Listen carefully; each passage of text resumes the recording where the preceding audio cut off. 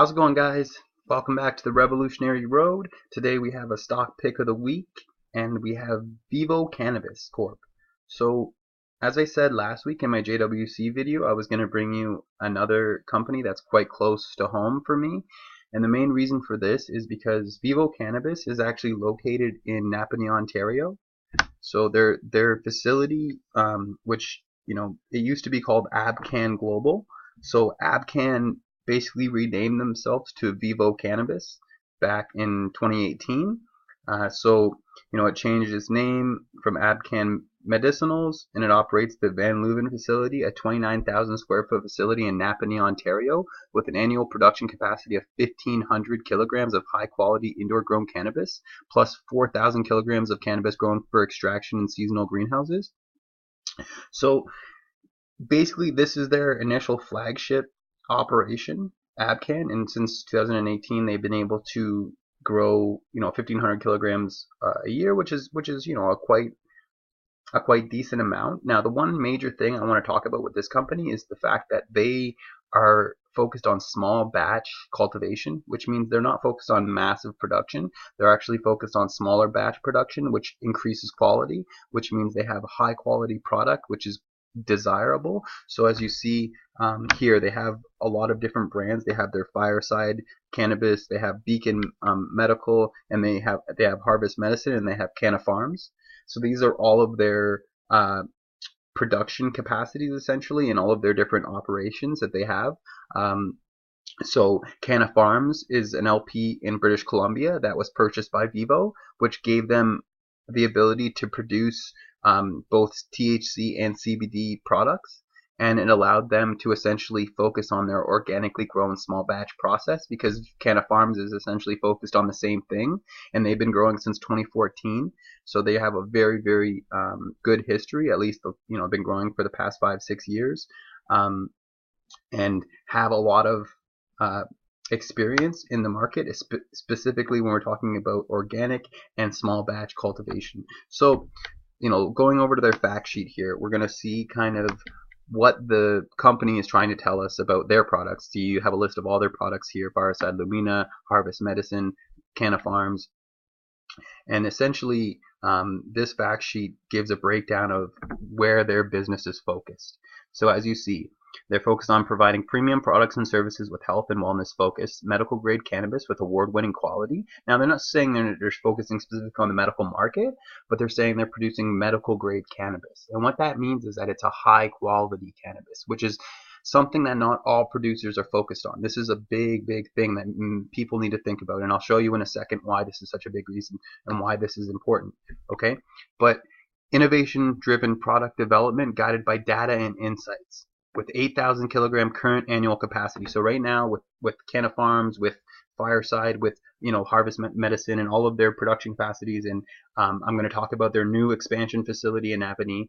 They are currently sitting at 8,000, soon to be 11,000 kilograms a year, and this is high quality cannabis, which is something that is much more price per gram. You'll basically are able to make more money from the higher quality of cannabis. Now, you don't have the 100,000 kilogram production like someone like Aurora has, but that also might lead to issues with shelf offering, with shelf life, with the ability, can you sell all of this product? Now, with Aurora, I'm not too concerned because they've secured agreements in Europe, they've secured agreements in Latin America. They're focusing on expanding their production and service factor, not just to Canada, but in international overseas markets, which is where a lot of more profits are going to be made and where there's a lot bigger population. So this needs to be something that we think about and keep in focus.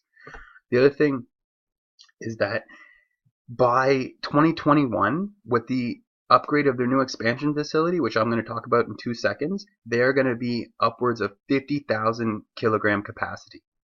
And that's just with their own facilities that they fully own. Whereas with additional certified third parties, they will have an extra 25,000. So essentially 75,000 kilograms they will be able to produce from themselves and from third party kind of suppliers and affiliates that they are working with.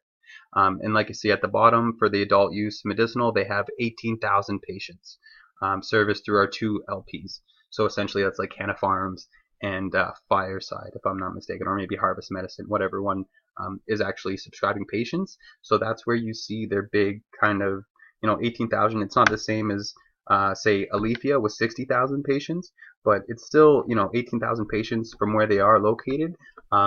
They are essentially a vertically integrated company like Aleafia is. They're looking from seed to sale. They're growing, cultivating, and they're also having things like canna farms in which they can sell the cannabis. And like I was saying, the reason why it matters that these products are such high quality is because they get big reviews and they get a lot of positive feedback. So as you see here, you'll see kind of all of the different products here. Now some of these don't have the best reviews, but you can just see that Canna Farms, like see here, 5 out of 5, they're Tangerine Dream, right? So you can see that they are being talked about, and at least they're being their strains are being considered to be good enough to be reviewed. They're being good enough for people to seek them out and for them to try them themselves and to see how good they actually are compared. Some of them might not be the greatest, like this Pink Kush is supposedly got a 3 out of 5. I don't know exactly what they say. Watch the video, see why they're arguing these things. But this is essentially, the thing you need to keep in mind is that they're not focused on massive production. They're focused on high quality production. So good quality product that has a very high THC and medical grade, level. And that is what they're seeking to profit from. It's not necessarily, oh, we're going to grow like, 100,000 kilograms. No, we're going to grow 50,000 kilograms. That's going to be high quality premium stuff that people are going to want. And that's the big thing, right? So like I was saying, I want to talk about their expansion facility in Napanee. And the big thing here, why I was saying earlier that it hits close to home, is because my dad actually lives in Napanee. My dad actually lives like a block from the facility, which is hilarious. Now Napanee is a really small town, so there's not a lot of, I know you probably heard of like Avril Lavigne. She came from there. My dad actually knows her mom, so it's kind of funny. But I was talking to my dad the other day, and he's actually retired now, and he was thinking of getting a job, and I'm like, hey, why don't you go apply at VIVO? Why not? It's right down the street. You can, basically get paid to garden. It's amazing. So anyway, they have just gotten approval from Health Canada to double their production capacity in Napanee. So essentially, this is why I wanted to, bring them up. This is one of the major reasons why I wanted to bring this to you, was because basically they have received approval from Health Canada to begin cultivation and the expansion of its Van Leuven Road facility in Napanee, resulting in a doubling of the company's Ontario cultivation capacity. So essentially what they're looking at is to expand from 5,000 to an estimated 11,000 grams later in 2019. That will be produced by their Hope, BC facility and their Napanee, Ontario facilities. So these are their two main facilities. Like I said, Canna Farm is in BC, and their Van Leuven facility, the Abcan Medicinals in VIVO, is located in Napanee. And the expansion is in Napanee. So Napanee is essentially expanding their facility to double their production capacity. And they're also creating a supercritical CO2 extraction suite for production of concentrates, which is being incorporated into the facility and expected to be brought online by mid-2019. So that's a big thing too. They're not just focused on little, they're focusing on looking at CO2 extraction, they're focused on CBD, THC extraction. They're trying to build their product lines, and like I said, they're focusing on high quality, so this is going to be one thing that separates them from all the rest. And they have also just announced the launching of a new online website, so cannabis website.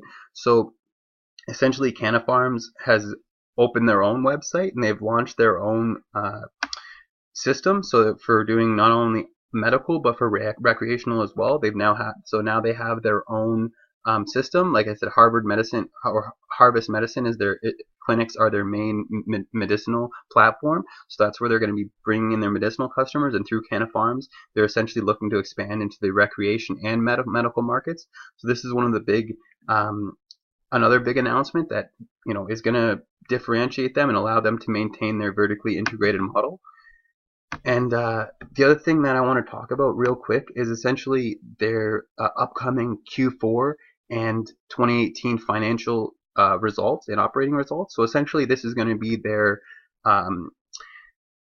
basically their earnings report. So they're going to be putting this out by April 30th, by the market open on April 30th. And what this is going to be is essentially an update on what they've been able to do in the past year, their Q4 results. So we're going to see kind of how much the company has been able to make, how much they've been spending, where their main focus has been, and how profitable the company actually is at this moment. Now, that doesn't necessarily mean that it's going to be a big thing. Like, I don't necessarily think that the stock's going to shoot up if the earnings come out amazingly good. I think the stock price is going to be relatively stagnant for the next little bit, at least till mid 2019.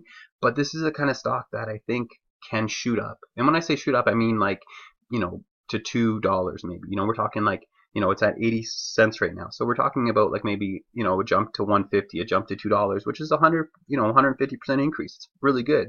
So it's something to keep in mind that when these reports come out, if they are very good, if the numbers are very favorable towards the company and their kind of future projections and they're kind of beating their earnings reports and their estimations, then this could lead towards a big spike in share price. You look what happened with JWC when they announced their expansion facility, their stock price shot up 30%. Now it's back down to the dollar level and still only a little bit ahead of what it was when they announced, but that just shows you what these reports can do for a stock. So that's why you want to keep in mind, these timelines, these dates, when you have earnings reports coming out, when you have kind of big announcements coming out, you need to kind of keep an eye on these things and pay attention to how the stock price reacts to those moves. Now, here's the stock here. As you can see, let's take a 5-year look. As we can see, it's kind of down from its high of $3, which was back in January of 2018 when kind of all stocks were kind of hitting their record highs. So this is something to keep in mind, that you don't have to go back to the 6-month chart. You're still kind of sitting around a low. Now the low was 59 cents and you're sitting at 88 cents now. So it's only 30 cents, 20, 25 cents above the low, which is not necessarily a bad place to buy, but I would say just keep an eye out for a bounce. So it might bounce back down to say 59 cents or even below, maybe to 55 cents, just if the market kind of takes a downturn. And if that happens, you want to be ready. That's why I say, like, I don't necessarily say buy these companies. I say keep these companies on your watch list. Keep them on your watch list, on your radar, and make sure that you are ready for when they drop. For when the breakdown happens and they shoot down to 55 cents because investors are scared and they're not sure. Maybe that happens just before the Q4 results. If that happens, say in the next week, you see the shoot down to, maybe next Monday it shoots down to 55 cents, I would buy. I would buy because I expect that the earnings reports are going to be good and it's going to shoot up. Now, this is just my opinion. I'm not, a massive, incredibly intelligent investor. I look at companies, I research companies, I do my research, I understand the market, and these are things you have to do if you're going to be investing. But I don't know the way the market's going to move. It could move completely different. It could come out, the earnings reports are amazingly good, and the stock shoots down. Who knows? It could go down to 30 cents. I don't know. But what I'm telling you is that in terms of what the company's doing, in terms of the announcements they've made, in terms of the kind of approvals they have been able to get from Health Canada and secure their licensing for their extraction facility, for their expansion facility, to acquire their new kind of online platform. These things are all big moves that are going to allow VIVO to put themselves in a good position. Now, I don't necessarily think they're in as great of a position as Aleafia is with 60,000 clients, 60,000 patients, or a company like JWC, who's the largest aeroponic grower in the world. These are all things that give them a step up. But at the same time, VIVO, like I said, is focused on small batch, organic, high quality product. This is important. And this is something that people will seek out. This is something that will be a niche market that they may be able to master. They may be able to be that niche provider that people want because they're able to provide a high quality product consistently.